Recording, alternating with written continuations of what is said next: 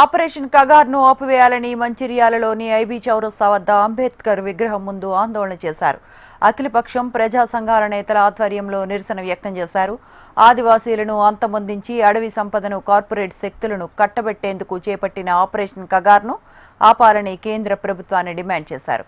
Maoist పార్టీతో శాంతి చర్చలు జరిపి ఆదివాసీలను కాపాడాలని నల్ల బ్యాడ్జీలు ధరించి నిరసన చేపట్టారు.